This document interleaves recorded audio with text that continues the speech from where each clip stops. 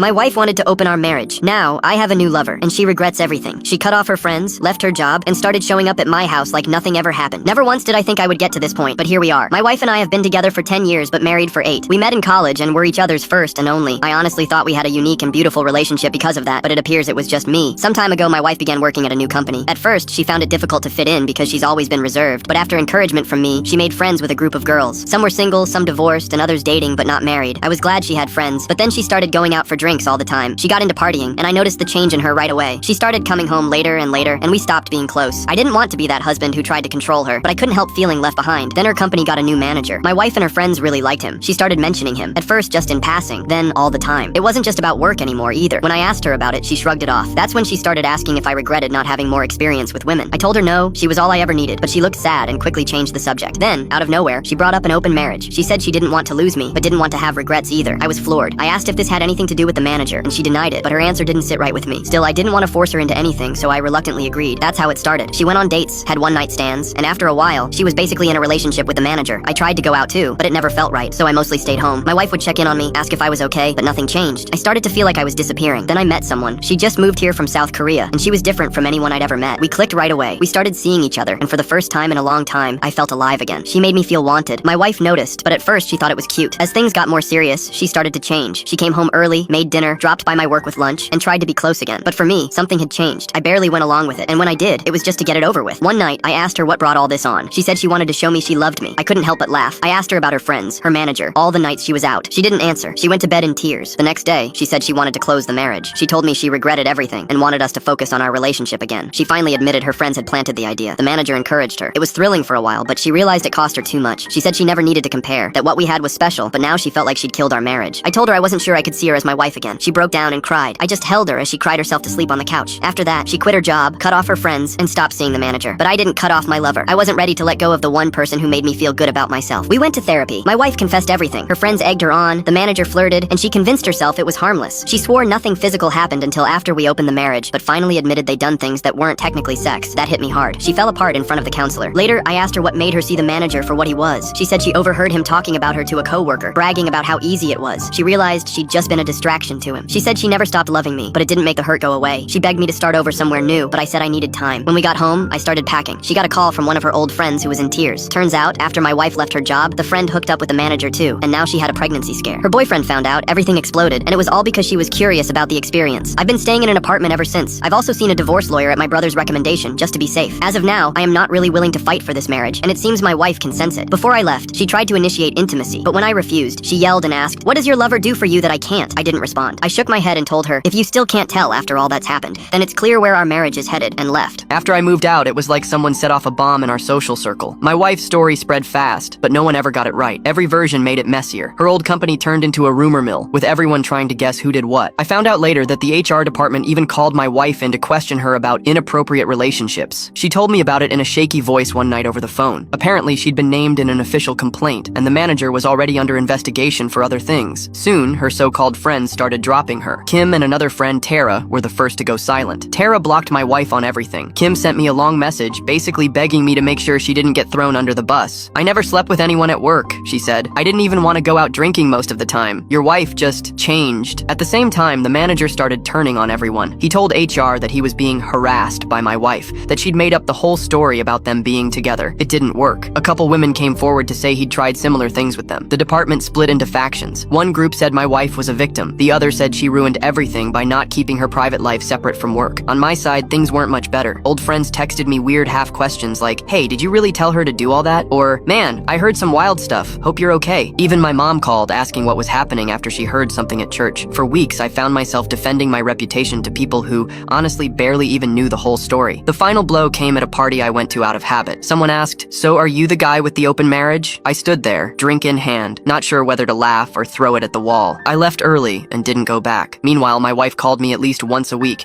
usually in tears. She apologized, sometimes for herself, sometimes for me. She said she'd heard I was seeing someone seriously, and then begged me not to believe anything the manager said about her. I tried to keep it polite, but each call felt more draining than the last. Our divorce dragged on, even after we agreed to split most things evenly. At first, my wife insisted she wanted a peaceful split, but as soon as paperwork started, she sent a huge list of demands. She wanted the house, the car, half my savings, and the dog. Her lawyer sent a letter threatening to pursue full restitution substitution for pain and suffering if I didn't comply. My lawyer was tough, a no-nonsense woman named Marissa. "Don't let her guilt you," she said. "She's trying to play the victim card." We dug into finances. My wife claimed she'd contributed more to the down payment, which wasn't true. She even tried to say I'd been emotionally neglectful, pointing to texts where I said I felt disconnected. The texts were real, but she left out everything that happened before she started seeing the manager. We had a mediation meeting where she broke down in tears, talking about how lonely she was and how she'd lost all her friends. I felt a weird mix of guilt and anger. Guilt because I knew she really was alone. Anger because it was her decisions that blew up our lives. The mediator asked if we could try to see each other's point of view. My wife looked at me with red-rimmed eyes and whispered, "Please, can we just end this so I can move on?" I nodded, but her lawyer kept pushing for more money. There was a point where I found out she'd withdrawn nearly £5,000 from our savings account a week before the separation. She claimed it was for living expenses, but she'd also paid for a 2-week Airbnb and a bunch of new furniture. Marissa said we could take it to court, but it'd just drag things out. I ended up letting it go, wanting to be done with it all. The house was the last thing to settle. My wife eventually agreed to let me keep it, but only if I paid her a lump sum. I scraped together the money, cashed out a couple investments, and made the transfer. Signing the paperwork felt like getting released from a really long, really bad prison sentence. Suman and I started getting serious during all this chaos. She helped me move my stuff, hung up new curtains, even helped repaint the living room to make it feel like a new start. We went out with her friends, cooked dinner together, tried to build something that wasn't just a reaction to my marriage falling apart, but the divorce drama kept creeping in. My wife sent Suman a message on Instagram. At first, it was just a couple warnings about me being emotionally closed off, but then she started asking about my whereabouts,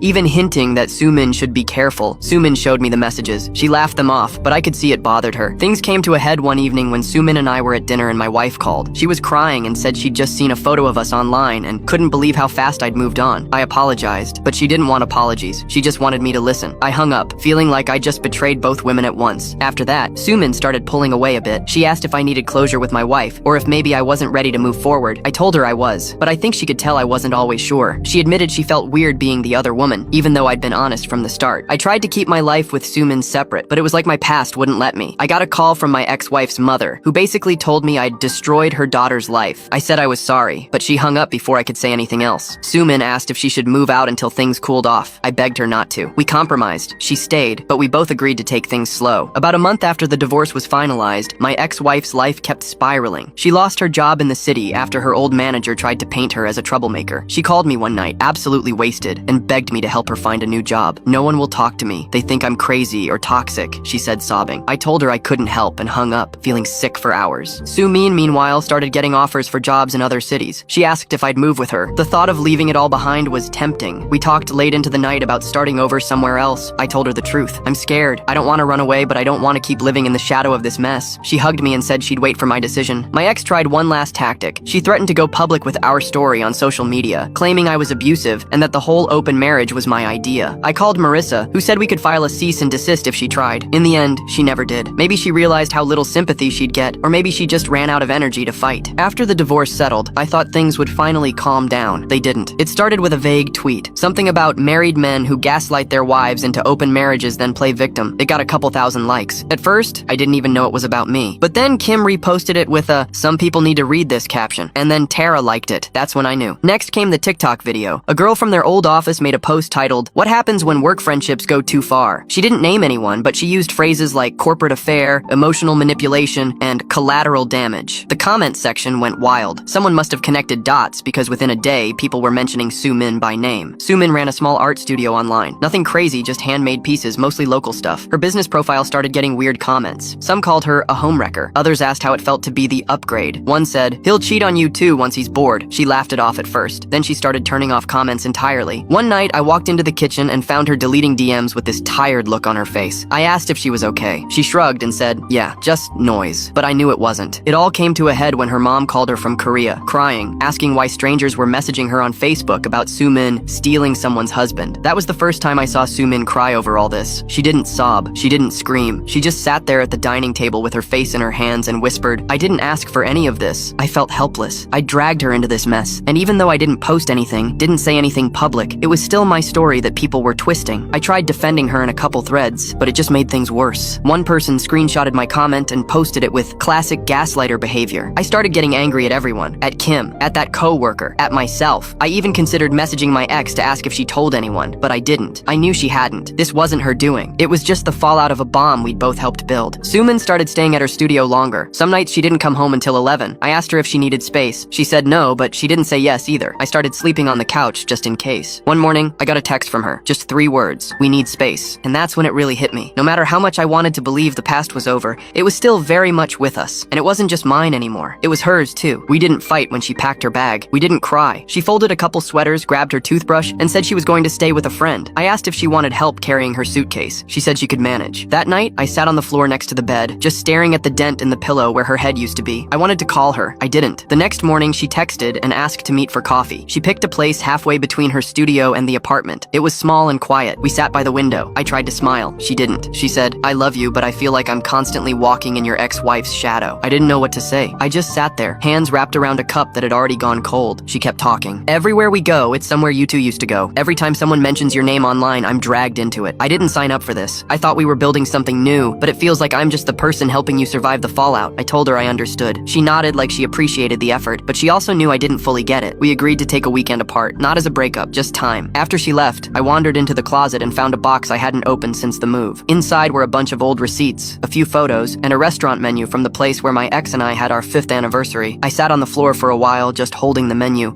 wondering what the hell happened to me. The next day, I drove back to the neighborhood we used to live in. The bakery on the corner had changed owners. The park down the street now had a dog run, but the apartment building looked the same. I didn't go inside. I just stood across the street and stared. I remembered how we used to argue about laundry and how she'd always forget to set timers. I remembered Sunday mornings when she'd read on the couch while I made eggs. I remembered the night she first mentioned the open marriage. She had been so calm, like she was reading off a list she'd practiced. I went to our old grocery store next, walked through the aisles, saw the cereal she liked, and felt something tighten in my chest. Not because I missed her, but because I realized how much of my identity had been built in that relationship, and how much of me was still stuck in it. I drove home without the radio on, just silence. When I got back, the apartment felt hollow, even with Sumin's art on the walls, even with her slippers by the door. I realized I didn't just want her back. I wanted to be the version of myself she first fell for, the one who made her feel chosen, not dragged into some long, bitter sequel. That night, I wrote her a message. I didn't ask her to come home. I didn't beg. I just told her the truth, that I wasn't over everything, that I was trying, that I hoped she'd come back, not because I needed rescuing, but because I wanted to earn being with her. She didn't reply right away. When she finally did, it was a simple, thank you for saying that. I need more time. So I waited, and in that waiting, I stopped trying to fix the past. I just let it breathe. I hadn't heard from my ex in weeks. The last I saw of her was a blurry video someone reposted from a private story. She was out at some bar, slurring her words and yelling at a bouncer. A friend sent it to me with the caption, "Is this her?" I didn't answer, but yeah, it was. A week later, I got a letter in the mail. No return address. Just my name and handwriting I recognized right away. Inside was 6 pages, front and back. It smelled like the soap she used to use. She said she was in rehab, somewhere out of state. She didn't name the place, just called it a place with no mirrors and too much oatmeal. She wrote, "This isn't a guilt trip. I'm not asking for anything. I just wanted to explain before I stopped talking altogether." Then she started from the beginning. "I never felt like I was enough, even before you. I used to watch my mom put on lipstick just to talk to the mailman. She told me once that men don't love you unless you give them a reason every day. That got in my head early. I think that's why I chased attention like a dog with a broken leg. It didn't matter who it came from. I just needed to know I still had it." She admitted she'd started drinking more during the marriage. Said the first time she got blackout drunk with her coworkers, she woke up terrified and lied to me about where she'd been. "You always believed me." That made it worse. She said she never planned on sleeping with the manager, but the attention, the compliments, the way he made her feel like she hadn't aged 10 years in her marriage, it all added up. I got addicted to being wanted. Not loved, just wanted. There's a difference, and I didn't know it until it was too late. She talked about the night she saw Sumin and me online. She said she didn't recognize me at first, that I looked like someone who'd let go. "It made me hate myself, not because you moved on, but because I realized you were free, and I was still stuck in a loop I built myself." The last page hit the hardest. "I hope she's good to you. I hope you let her love you without testing her every step of the way like you did with me. I know I hurt you. I know I wrecked everything, but for whatever it's worth, I really did love you. Just badly. Just wrong. I don't want to be part of your story anymore, but thank you for being part of mine." There was no signature, just a single line at the bottom that said, "Please don't write back." I sat with the letter in my lap for a long time. I didn't cry. I didn't rip it up. I just kept reading that one line over and over, trying to figure out if it was supposed to be mercy or punishment. In the end, I put it back in the envelope and locked it in a drawer I hadn't opened since we moved in. I didn't hear from her again. A couple months passed. Sumin came back, quietly. No big moment, no dramatic reunion. She just walked in one evening, dropped her keys on the counter and said, "I brought dinner." I didn't ask if she was staying. I just set the table. We didn't talk much about what had happened, at least not right away. She focused on work. I kept busy helping my brother with a few house projects. We slept in the same bed, but there was a gap between us. Not just physically, like we were both waiting to see if the other person still fit. Then one day I got a message from an old mutual friend. My ex was out of rehab. She was staying with her cousin, doing better. I didn't respond, but I thought about it a lot more than I should have. The next week I passed by the cafe we used to go to. Out of nowhere, I walked in. The place hadn't changed. I sat down, ordered the drink she used to like, and texted her. I'm not looking to rehash everything, but if you ever want to talk in person, one last time, I'm open to that. She responded later that night. We met at a park, somewhere neutral, public enough that it couldn't get emotional in the wrong way. She looked different, not bad, just smaller, like life had wrung her out and now she was starting fresh, still damp from the rinse. She smiled when she saw me. I was afraid you wouldn't come. I said, I was afraid I would. We sat on a bench, watching kids on scooters and dogs chasing each other. She asked how I was. I told her the truth, that I was tired, but okay. She nodded. Yeah, that sounds right. We talked about everything and nothing. Rehab, her job search, how her cousin had become her therapist without meaning to. She said she'd started journaling, that she was learning to sit with silence. I told her about the letter, that I'd read it more than once, that I wasn't mad anymore. She said that was all she could hope for. Then she said something that stuck. I don't want to be forgiven. I want to be understood, even if it's too late. I told her I got it. Before we left, she asked if she could hug me. It was the most human we'd been with each other in years. No tension, no hunger, just a quiet moment between two people who shared too much to ever be strangers, but not enough to still be lovers. When I got home, Sumin was painting in the living room. She looked up and asked, did you go? I said, yeah. She didn't look hurt, just curious. Do you feel done now? I nodded. Yeah, I do. She turned back to the canvas. Okay, then let's finally stop dragging ghosts around. That night, we stayed up late, not talking about the past, not planning the future, just existing in the same room, both of us finally breathing like the air had cleared. A month later, Sumin got the job offer. It was in Seattle, full-time, decent pay, something creative. She sat me down and said she wasn't asking me to go. She just needed to know if I wanted to. I didn't answer right away, not because I didn't care, but because I finally realized this wasn't about chasing something. It was about choosing something. We talked about it for days. Some nights we circled the same questions. Other nights we just sat in silence, but there was no pressure, no one begging, no one running. In the end, she left. I didn't go with her, not out of fear, not out of doubt, but because, for the first time in a long time, I needed to know who I was on my own. We hugged at the airport, no dramatic goodbyes, no promises we couldn't keep. She just said, I'll call, you better answer. And I said, I always have. After she left, I repainted the apartment, got rid of some stuff I hadn't touched since the divorce, bought a new couch that didn't carry any history, even changed my phone number. It felt good, not like erasing everything, just clearing space. I started therapy, for real this time, not as a favor to someone, not as a last resort, just because I wanted to get better at being myself. My therapist asked why I came in. I said, I don't want my past to be the loudest voice in the room anymore. I reconnected with my brother too. We grabbed beers, talked about stupid stuff, laughed more than I thought I could. He told me he was proud of me. I believed him. One night, I sat in the middle of the living room floor, surrounded by boxes I didn't need to unpack. I looked around and realized I wasn't waiting for anything. Not a phone call, not a text, not closure, just peace. And it wasn't loud, it wasn't exciting, but it was mine.